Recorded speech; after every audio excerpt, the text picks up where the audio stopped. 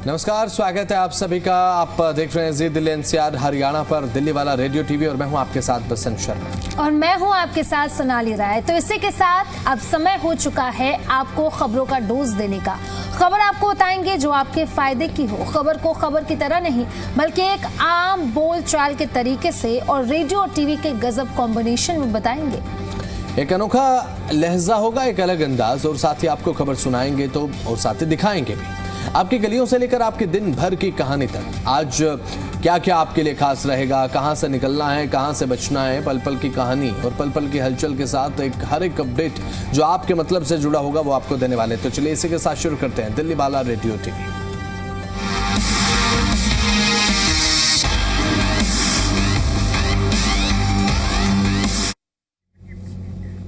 तो चलिए बसंत, बुलेटिन की शुरुआत करते हैं और सबसे पहले अपने दर्शकों को एक बहुत ही जरूरी जानकारी दे देते हैं। राजधानी दिल्ली के सबसे बड़े शैक्षणिक संस्थान में से एक दिल्ली यूनिवर्सिटी यानी कि डीयू में अब सुरक्षा व्यवस्था को लेकर बड़ा फैसला लिया गया है।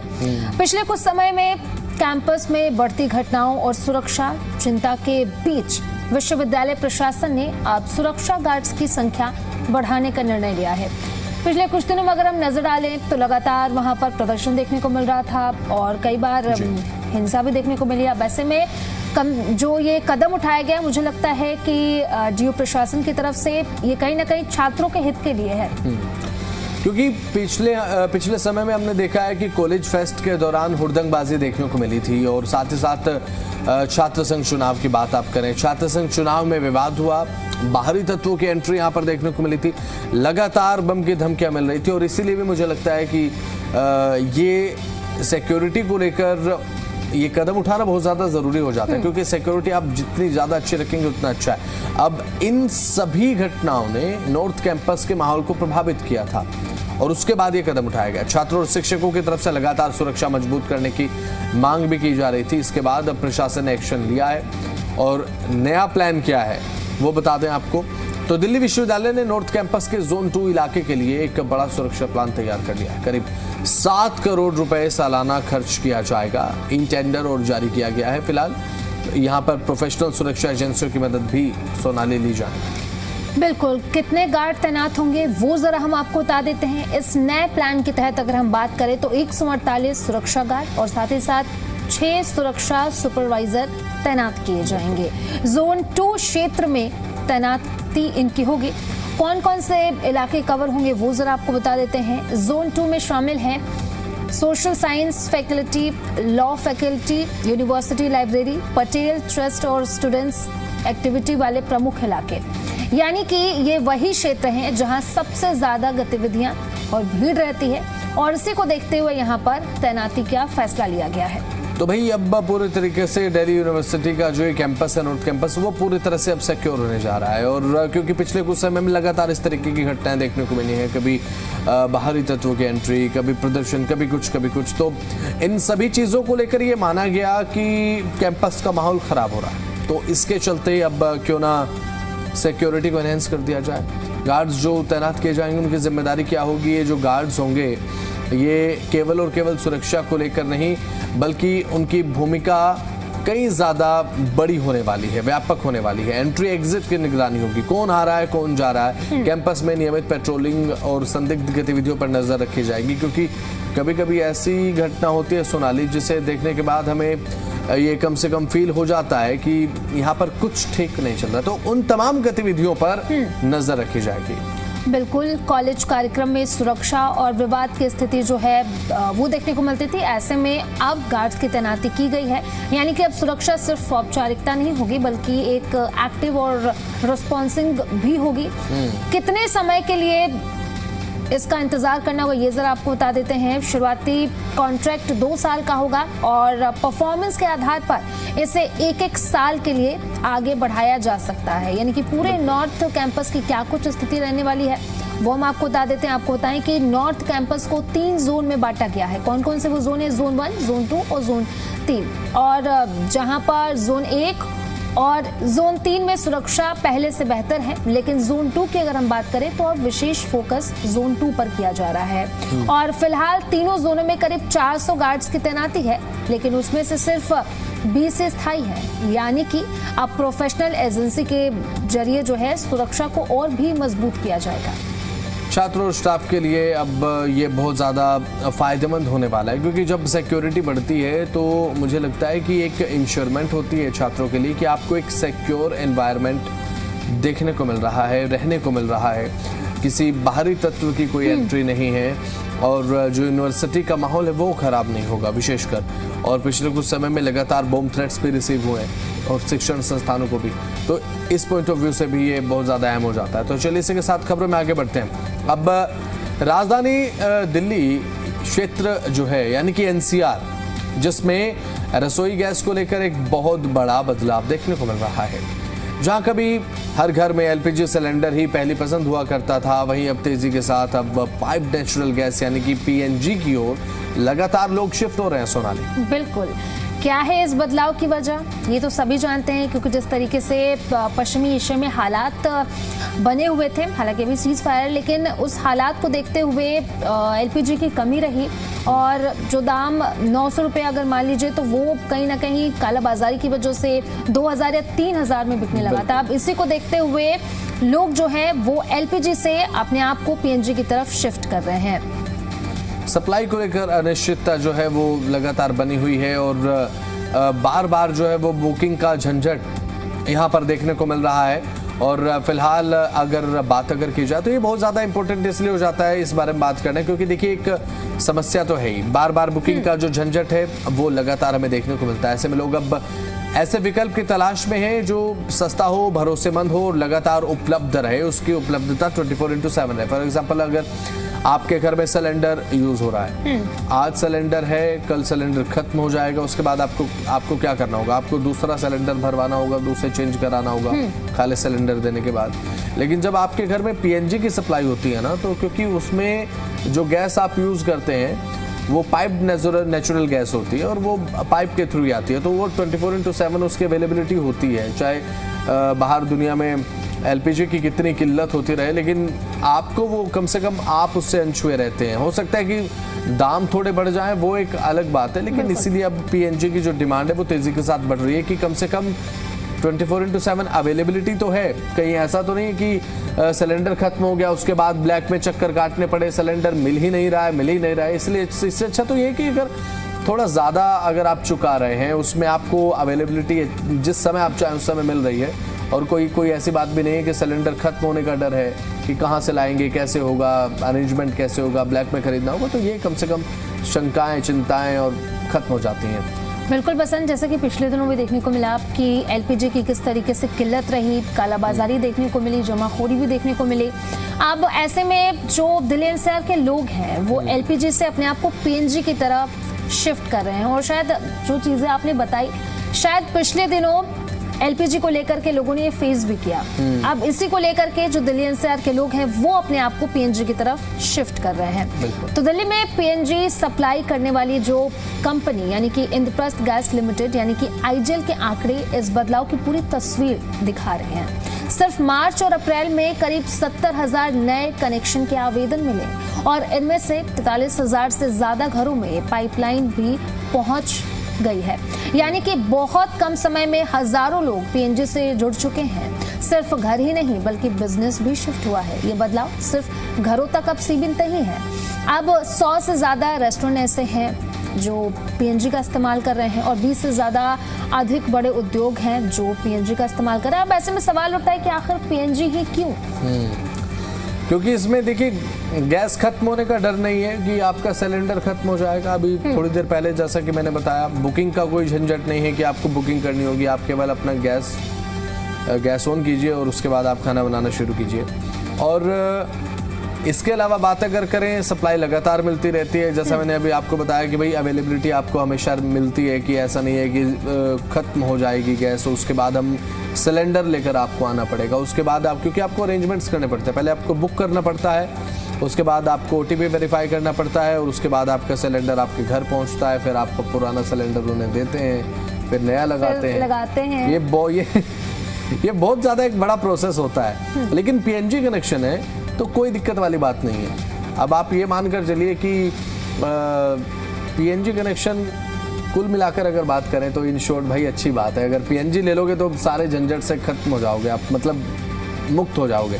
अब सरकार भी अब इसे बढ़ावा दे रही है क्योंकि ऊर्जा संकट को देखते हुए केंद्र और राज्य सरकारें भी पीएनजी नेटवर्क को तेजी के साथ बढ़ाने पर जोर दे रही हैं। अब इसी दिशा में लोक निर्माण विभाग यानी कि पीडब्ल्यूडी भी लगातार पाइप बिछाने का काम कर रहा है। तो चलिए अब इसी के साथ आगे बढ़ते हैं और साथ ही बात अगर इसके अलावा हम करें, क्योंकि कई खबरें ऐसी होती हैं सोनाली जो दर्शकों को बताना बहुत ज्यादा जरूरी हो जाता है। राजधानी में सफाई को लेकर एक बड़ी पहल शुरू होने जा रही है और ये पहल वाकई काफी बड़ी है। अब कितनी बड़ी है वो सोनाली बताएंगी। देखिए, जहां पर रोजाना सफाई के बावजूद गंदगी बनी रहती है, उन जगहों को अब खत्म करने की तैयारी है। क्या है ये पूरा मामला? दिल्ली नगर निगम यानी कि एमसीडी ने एक डार्क स्पॉट यानी कि वो जगह जहां पर नियमित सफाई के बावजूद कचरा जाम रहता है, उन्हें खत्म करने के लिए 48 करोड़ रुपए की मशीनरी तैनात करने का फैसला लिया है। शुरुआत में ये व्यवस्था 6 महीने के लिए लागू की जाएगी और अगर इसके नतीजे अच्छे रहते हैं तो आगे इसे और भी बढ़ाया जाएगा, इसे बढ़ावा दिया जाएगा।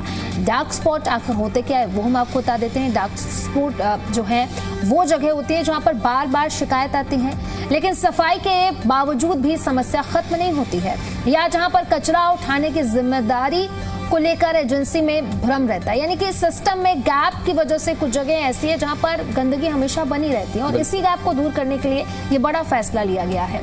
और सफाई हो क्यों नहीं पाती है इन ये जो अभी फिलहाल डार्क स्पॉट बताया सोनाली ने, असल में दिल्ली में नगर निगम ने डोर टू डोर कूड़ा उठाने के लिए अलग अलग एजेंसियों को लगाया हुआ है कि ये वार्ड आपका है, ये वार्ड आपका है और ये इलाका आपका है, आपको यहाँ से कूड़ा उठान करना है, आपको यहाँ से कूड़ा उठान करना है। तो ग्रीन वेस्ट, पेड़ों की कटाई का ये कचरा हो सकता है, नालों से निकली हुई गाद ये कचरा है, या फिर निर्माण से जुड़ा हुआ मामला।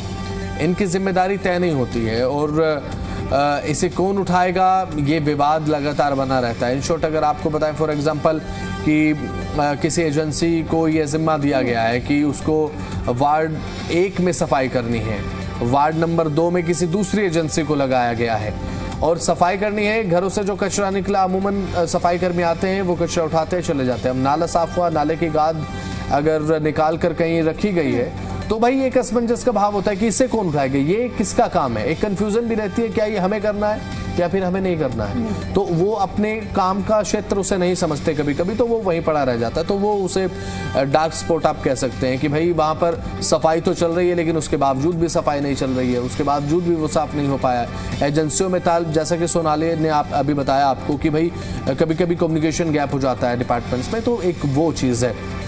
तो चलिए इसे लेकर अब खबरों में आगे बढ़ते हैं और राजधानी दिल्ली में 9 मई को लोक अदालत लगने जा रही है। ये एक महत्वपूर्ण खबर है आपके लिए क्योंकि अब दिल्ली वालों अगर आपके मोबाइल में चालान के मैसेज देखकर दिल धड़कता है तो थोड़ी सी टेंशन लेने की थोड़ी कम ज़रूरत है आपको, क्योंकि चालान मुक्ति महोत्सव जैसा मौका आप ये कह सकते हैं कि आ चुका है। बिल्कुल, अब 9 मई को दिल्ली में राष्ट्रीय लोक अदालत लगने जा रहा है जहां पर आपके ट्रैफिक चालानों का झटपट जो है निपटारा किया जाएगा।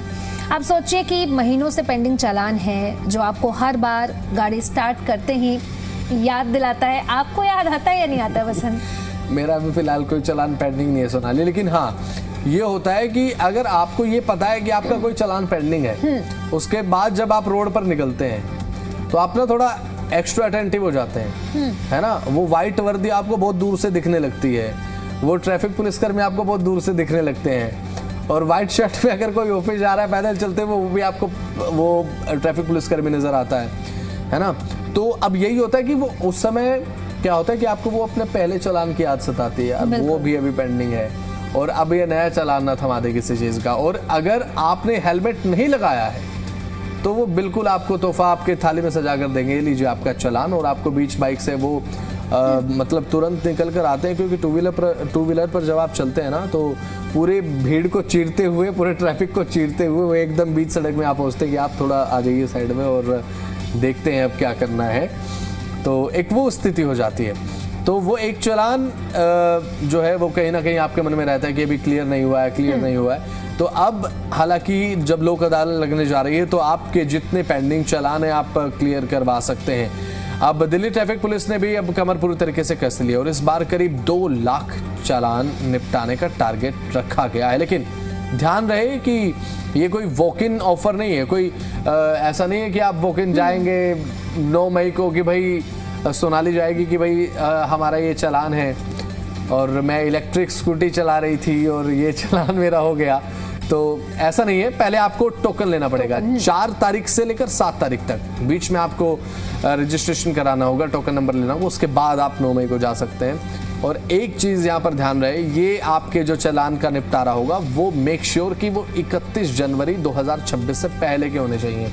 अगर ऐसा नहीं है कि आपका पिछले महीने चालान कटा है तो मई में निपटारा हो जाएगा, ऐसा नहीं होता। लोक अदालत में ये होता है कि 3 से 4 महीने पहले के चालान को रखा जाता है कि उनको पहले क्लियर किया जाए। तो 31 जनवरी से पहले का कोई चालान है तो सभी जो जिला अदालतें होती हैं दिल्ली में वहां पर लोक अदालत लगेगी 9 मई को सुबह 10 बजे का समय, 10 बजे से 4 बजे तक। लेकिन उससे पहले थोड़ा ध्यान रखें, कल ही जाएं क्योंकि कल 4 तारीख है। 4 तारीख से 7 तारीख तक टोकन ले लें, चालान निपटाएं। खबरों में आगे बढ़ रहे हैं तो दिल्ली अब सिर्फ अब घूमते घूमते निकल जाने वाली जगह नहीं रहेगी आने वाले समय में, मुझे ऐसा लगता है। क्योंकि ऐसा प्लान सरकार बना रही है कि लोग कहेंगे भाई टिकट कैंसिल कर दो, दिल्ली में ही थोड़ा सा घूम लेते हैं, क्योंकि दिल्ली से जाने की टिकट भी जो है वो लोग साथ साथ करके आते हैं। सोनाली, बिल्कुल, मुख्यमंत्री रेखा गुप्ता ने पर्यटन सम्मेलन में साफ कर दिया है कि अब दिल्ली को ट्रांजिट हब नहीं बल्कि एक ग्लोबल टूरिज्म डेस्टिनेशन बनाया जाएगा। मतलब अब सिर्फ इंडिया गेट और लाल किला देखकर वापस जाने वाला जमाना जो है वो चला गया। क्योंकि पहले जब लोग दिल्ली आते थे तो उनका बस ये रहता था कि हाँ इंडिया गेट चले गए, लाल किला घूम लिया, अब चलो वापस चलते हैं, लोटस टेम्पल आपने देख लिया, अब वापस चलते हैं। हाँ, अब वापस चलते हैं। कई जगह है हालांकि दिल्ली में घूमने की, लेकिन होता है कि गिने चुने मॉन्यूमेंट्स आपके पास होते हैं, उसके बाद उनको देखने के बाद आपका प्लानिंग यही होता है कि आप आज जा रहे हैं दिल्ली, 1 तारीख को गए, 2 तारीख को घूमे, 3 तारीख को वापसी। लेकिन ऐसा नहीं होगा। रात के समय भी एक नाइट लाइफ दिल्ली की अच्छी होने वाली है। जी हाँ, अब सरकार जो है वो नाइट टूरिज्म को बढ़ावा देने जा रही है, यानी कि रात में भी घूमो, खाओ, म्यूजिक एंजॉय करो और दिल्ली की वाइब फील करो। और बड़े बड़े कॉन्सर्ट, फिल्म फेस्टिवल और साथ ही साथ यहाँ पर सांस्कृतिक जो इवेंट हैं, कल्चरल इवेंट्स देखने को मिलेंगे आने वाले समय में, ताकि दिल्ली की अब इंटरनेशनल ब्रांडिंग भी और ज़्यादा मजबूत हो। और जो लोग फिल्म या फिर इवेंट इंडस्ट्री से जुड़े हुए हैं उनके लिए एक गुड न्यूज़ ये है कि भाई फिल्म पॉलिसी और साथ ही सिंगल विंडो सिस्टम से अब काम और ज़्यादा आसान और फास्ट रहने वाला है। तो कुल मिलाकर सोनाली, सिर्फ दिल्ली अब दिल वालों की नहीं है बल्कि टूरिस्ट की फेवरेट डेस्टिनेशन आने वाले समय में बनने जा रही है। बिल्कुल बसंत, अब चलिए इसी के साथ हम खबरों में आगे बढ़ते हैं और मौसम को लेकर के क्या कुछ अपडेट है वो जरा हम आपको बता देते हैं। अब लगातार मौसम में बदलाव देखने को मिल रहा है। देश भर की बात करें तो देश भर में थोड़ा कूल मौसम हो गया है और मई की शुरुआत में ही जहां पर आम तौर पर गर्मी देखने को मिलती है, वहीं इस बार मौसम ने थोड़ी राहत लोगों को जरूर दिया। अब ऐसे में अगर दिल्ली एनसीआर की बात करें तो दिल्ली एनसीआर में 3 मई यानी कि आज से लेकर के 5 मई के बीच में वेस्टर्न डिस्टर्बेंस एक्टिव है, जिसकी वजह से बारिश को लेकर मौसम विभाग की तरफ से अलर्ट जारी किया गया है। तो आप ना कभी ये नोटिस कीजिएगा कि कभी भी बारिश होती है उसके पीछे पश्चिमी विक्षोभ को बता दिया जाता है, वेस्टर्न डिस्टर्बेंस को। तो आखिर होता क्या है ये, वो हम आपको अगर बताएं, क्योंकि देखिए वेस्टर्न डिस्टर्बेंस जब होता है इसमें मुझे लगता है कि समुद्र का बहुत बड़ा रोल होता है, क्योंकि जब पश्चिमी दिशा से हवाएं आती हैं कॉन्टिनेंट से तो उस समय जो समुद्र के ऊपर जो नमी होती है, अगर मैं इसको साइंटिफिक भाषा में आपको समझाऊं तो जब धूप होती है ना सोनाली, तो समुद्र की जो ऊपरी सतह होती है जिसे हम सरफेस वाटर कहते हैं, जब वो वेपोराइज होता है तो वो वेपोराइज होने के बाद जब बादल बनते हैं, बादल पश्चिमी विक्षोभ के चलते ही, पश्चिमी हवाओं के चलते ही हमारे भारत देश में रुक करते हैं और इनकी जो गति होती है वो तय करती है कि हवा की स्पीड दूसरे कॉन्टिनेंट से आखिर कितने स्पीड से आ रही है, तो उसे आप ये कहते हैं कि पश्चिमी विक्षोभ सक्रिय है। तो चलिए अब खबरों में आगे बढ़ते हैं, बात करते हैं पेट्रोल और डीजल के बारे में। तो पेट्रोल डीजल के बारे में अगर बात करें, आज राजधानी दिल्ली में पेट्रोल के जो दाम है 94 रुपये 77 पैसे प्रति लीटर है। डीजल आपको मिलेगा 87 रुपये 67 पैसे प्रति लीटर में और सीएनजी के दाम 77 रुपये 9 पैसे प्रति किलोग्राम के हिसाब से आज दिल्ली में है। नोएडा की बात करें तो पेट्रोल की कीमत है 95.12 पर लीटर के हिसाब से, डीजल की कीमत की बात करें तो ये है 88.29 पर लीटर के हिसाब से, और सीएनजी की कीमत की बात करें तो ये है 85.71 पर किलोग्राम के हिसाब से। गुरुग्राम की बात करें तो पेट्रोल की कीमत है 95.65 पर लीटर, डीजल की कीमत है 88.10 पर लीटर, और सीएनजी की कीमत की बात करें तो ये है 82.12 पर किलोग्राम के हिसाब से।